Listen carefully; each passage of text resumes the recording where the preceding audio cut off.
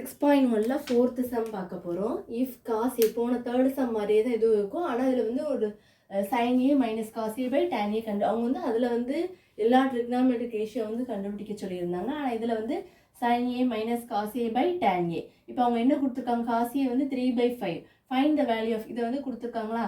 கொடுத்துருக்கு ஃபஸ்ட் இதை வச்சு நம்ம எதை அட்ஜஸ்டன்ட்டும் ஹைப்போட்னஸும் எடுத்துக்கலாம். ஏன்னா காஸ் ஏ வந்து உங்களுக்கு அட்ஜஸ்டன்ட் ஹைப்போட்னஸ் அப்படி அப்போ காஸ் ஏ வந்து 3/5ன்னு கொடுத்துருக்காங்க. அப்போ இது அட்ஜசன் வந்து 3, ஹைப்போட்னஸ் வந்து 5. அப்போ நீங்கள் எழுதிக்கலாம் அட்ஜசன் வந்து 3, ஹைப்போட்னஸ் வந்து 5. எது தெரியாது, பிசி தெரியாது. அப்போ பிசியை கண்டுபிடிச்சிட்டு அடுத்து நம்ம கொடுத்துருக்குற அந்த என்ன வேல்யூ கொடுத்துருக்காங்களோ அதை வச்சு நம்ம கண்டுபிடிக்கலாம். இப்போ பாருங்கள், டயக்ராம் போட்டுக்கோங்க.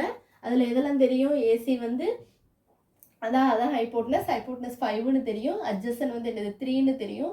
ஆப்போசிட் தெரியாதுங்கனால பித்தாகரஸ் தேரப்படி என்னது AC square equal to AB square plus BC square. அடுத்து AC வந்து என்னது 5. அப்போ 5 ஸ்கொயர் ஈக்குவல் டு AB வந்து என்னது 3 ஸ்கொயர் ப்ளஸ் BC ஸ்கொயரு. அது வந்து நமக்கு தெரியாது. நான் இப்போ கண்டுபிடிச்ச பிறகு தான் நான் இங்கே 4ன்னு போட்டிருக்கேன். நமக்கு BCயோட value 4 வருங்கனால.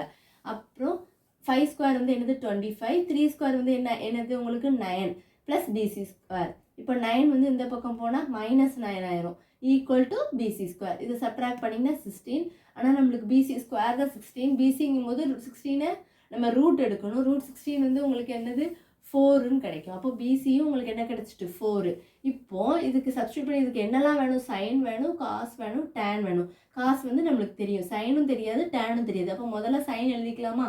Opposite side by hypotenuse. Opposite என்னது என்ன கண்டுபிடிச்சிருக்கோம் 4, ஹைப்போட்னஸ் வந்து 5, அதனால 4/5ன்னு போட்டிருக்கேன். டேன் வந்து நம்மளுக்கு தெரியணும். Opposite by adjacent. ஆப்போசிட் வந்து என்னது 4, அட்ஜசன் வந்து என்னது 3. அப்போ 4/3 போட்டாச்சா. இப்போ நீங்கள் கண்டுபிடிச்சிருக்கிற வேல்யூவை எதில் கொண்டு போகணும், கொஸ்டினில் கொடுத்துருக்கிற வேல்யூவில் நீங்கள் சப்ஸ்டியூட் பண்ணணும். சைனு தெரியும், காஸ் தெரியும், டேன் தெரியும். கொடுத்துருக்கிற எல்லாத்தையும் நம்ம என்ன பண்ணணும், அதில் போட்டு சப்ஸ்டியூட் பண்ணணும். இப்போ சைன் ஏ வந்து என்னது 4/5. இது சாரி ஏ போட்டிருக்கேன், என் போட்டுட்டு ஏ சின்ன கேர்லெஸ் சாரி. சைன் ஏ வந்து 4/5, காஸ் ஏ வந்து 3/5, டேன் ஏ வந்து என்னது 4/3. இது நம்ம கண்டுபிடிச்சிருக்க வேல்யூ. இப்போ sin a minus cos a by 2 tan a வந்து நம்ம கண்டுபிடிக்கணும். சைன் ஏ என்ன கண்டுபிடிச்சிருந்தோம் 4/5, மைனஸ் காஸ் ஏ வந்து என்னது 3/5 டிவைடட் பை 2 டேன் ஏ வந்து என்னது 4/3. அவ்வளோதான். அப்படியே அதில் சப்ஸ்டியூட் பண்ணி ஆன்சர் கொண்டு வர போகிறீங்க. இப்போ ரெண்டும் டினாமினேட்டர் சேமாக இருந்தால் மேலே உள்ளதை மட்டும் பார்த்தா போதும். அப்போ 4 - 3 டிவைடட் பை 5, அப்புறம் டிவைடட் 2 × 4 என்னது 8 டிவைடட் பை 3. இப்போ 4ல் 3 போனால் 1. அப்போ 1/5. இது ரெசிப்ரோக்கலாக பண்ணும்போது 3/8. இதுதான் அதில் போட்டுப்பேன்.